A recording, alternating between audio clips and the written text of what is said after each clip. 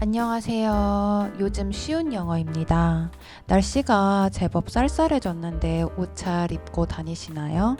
하버드에 똑똑한 걸로 유명한 인재가 있었다고 합니다. 이름은 알렉스입니다. 여기서 단어 선택에 사과의 말씀을 드리면서 한 가지 짚고 가야 할 게 있음을 고백합니다. 인재가 아니라 조제였다는 사실이에요. 알렉스는 바로 사람이 아닌 새이기 때문입니다. 오늘은 연간 인기글에서 이 앵무새 알렉스에 대한 이야기를 가져왔습니다.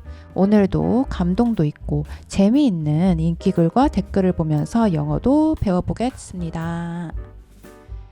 제목은 Wholesome but Sad, 유익하지만 슬픈 이야기입니다. Wholesome이라는 단어에 대해서 전에 설명드린 적이 있어요. 인터넷에 워낙 불건전한 게시물들이 범람하는 이런 시대에 대비되어서 유익하거나 건전하거나 감동적인 게시물들을 지칭하는 단어로 wholesome이란 단어가 요새 아주 많이 쓰이고 있습니다. Alex the Parrot was the subject of an experiment for 30 years at Harvard. During this time, he was confirmed to have learned over 100 words, could add and identify colors. His last words to his caretaker were, "You be good. See you tomorrow. I love you." 앵무새 알렉스는 하버드 대학에서 30년 동안 실험의 대상이었어.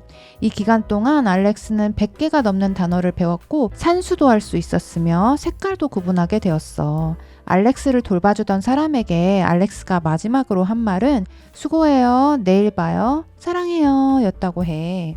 Alex the Parrot, 앵무새 알렉스, 팀 the Lion 하면 사자 팀, 이걸 사람에 쓰면 me the procrastinator, 뭐든 미루고 보는 사람 나, 이렇게 되겠죠.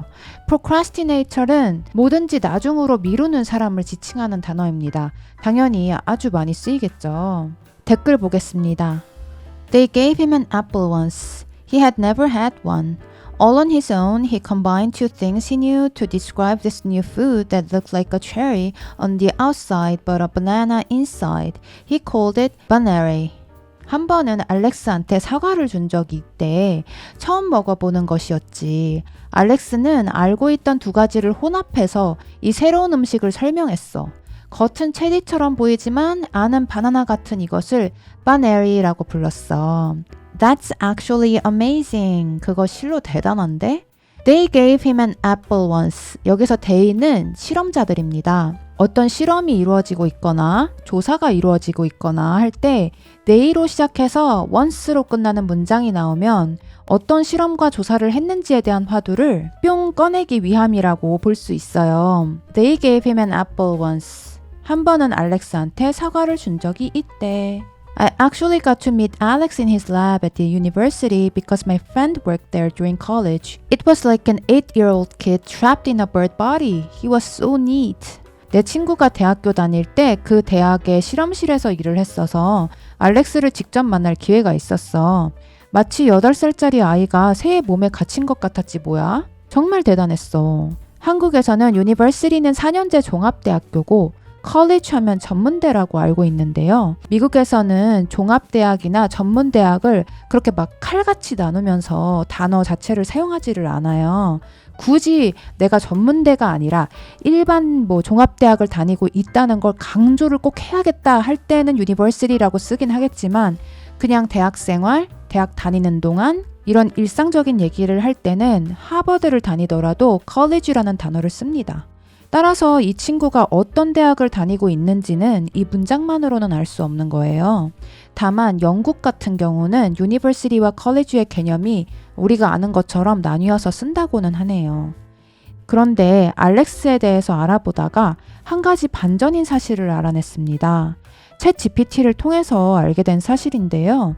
앵무새 알렉스는 하버드 소속이 아니라 브랜다이스라는 대학 소속이었다고 하네요. 미국에서도 아무래도 하버드 이름을 빌리면 더 어그로가 잘 끌려서 이렇게 된 걸까요? 궁금함을 참지 못하고 왜 하버드의 앵무새로 알려졌냐고 다시 물어봤습니다.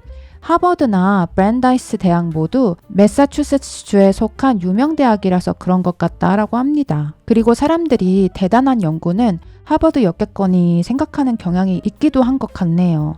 알렉스에 대한 다른 게시물도 찾아봤는데 이런 게 있더라고요. TIL of Alex the Parrot, the only non-human animal to ever ask an existential question. 오늘 앵무새 알렉스에 대해서 새롭게 알게 된 사실인데 사람을 제외하고 존재론적인 질문을 한 유일한 동물이래. TIL은 Today I Learned의 약자인데요. 오늘 새롭게 알게 된 사실인데 라는 의미니까 뭔가 새롭게 알게 된 정보를 공유하고자 할 때 문장 앞에 나오는 약어입니다. The existential question was What color am I? 그 질문은 바로 What color am I? 나는 무슨 색이야? 라는 질문이었어요.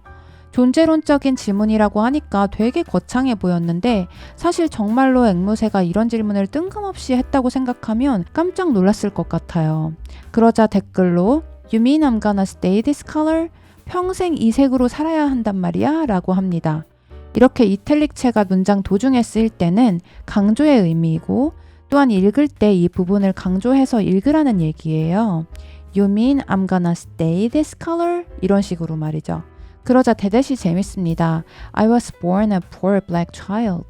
나는 가난한 흑인으로 태어났구나. 오늘도 시청 감사드리면서 오늘의 영어 표현 다시 한번 정리해 보겠습니다. Alex the parrot was the subject of an experiment for 30 years at Harvard. They gave him an apple once. I actually got to meet Alex in his lab at the university because my friend worked there during college.